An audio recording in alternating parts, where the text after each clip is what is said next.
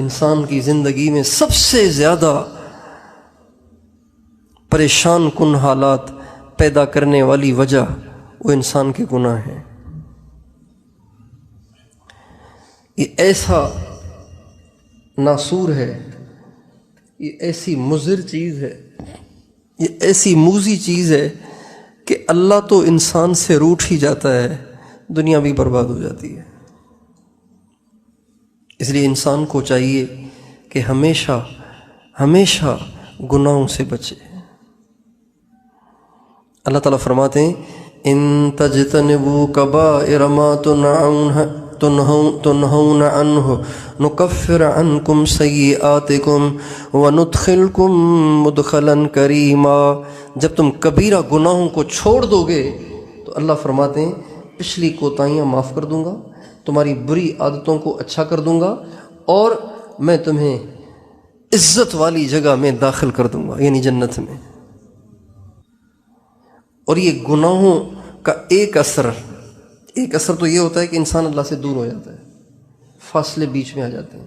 ایک اثر یہ ہوتا ہے کہ زندگی اجڑ جاتی ہے، زندگی کا سکھ چین لٹ جاتا ہے، اپنے بھی ناراض ہو جاتے ہیں، روٹھ جاتے ہیں، بے وفائیاں کرنا شروع کر دیتے ہیں، اور انسان کے لیے زمین تنگ ہو جاتی ہے، وہ کہتا ہے کہاں جاؤں۔ یہ اس کے اپنے کرتوتوں کی سزا ہوتی ہے۔ اور تیسرا گناہوں کا نقصان یہ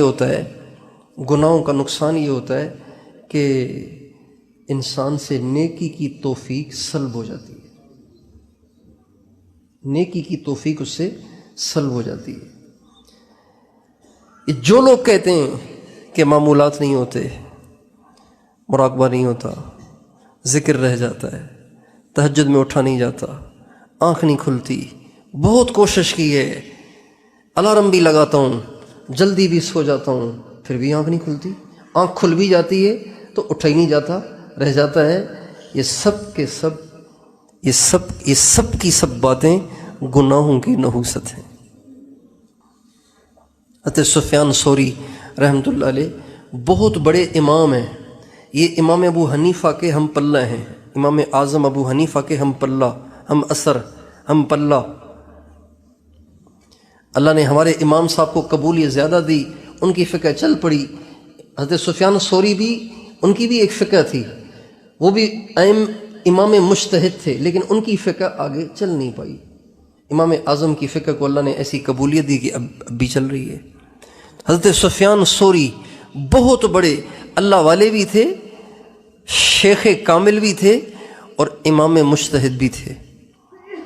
فرماتے ہیں کہ ایک دفعہ ایک شخص دعا مانگ رہا تھا اور رو رہا تھا، تو مجھے خیال آیا یہ کتنا ڈرامہ باز ہے، دکھاوا کر رہا ہے۔ ایسے ہی مجھے خیال آیا کہ یہ سارا دکھلاوا کر رہا ہے، ساری بناوٹ رہی ہے۔ کہتے ہیں یہ بات تو رفع دفع ہو گئی، میرا تو اس طرف دھیان ہی نہیں گیا کہ مجھ سے کوئی بہت بڑا جرم ہوا ہے، بس چلتے چلتے بدگمانی آئی گئی ہو گئی۔ لیکن اس بدگمانی کے گناہ کی نحوست سے 6 مہینے میں تہجد سے محروم رہا۔ کتنے مہینے؟ 6 مہینے۔ جو گناہ کرے گا نیکیاں نہیں کر پائے گا، جو گناہ کرے گا اللہ کو راضی کرنے والے اعمال نہیں کر پائے گا، جو گناہ کرے گا اللہ سے دور ہو جائے گا، جو گناہ کرے گا اجڑ جائے گا، جو گناہ کرے گا بے سکونی کا شکار ہو جائے گا، جو گناہ کرے گا سب کچھ کے ہوتے ہوئے بھی وہ اپنے آپ کو نہتہ محسوس کرے گا، جو گناہ کرے گا وہ سب کے ہوتے ہوئے بھی اپنے آپ کو تنہا محسوس کرے گا۔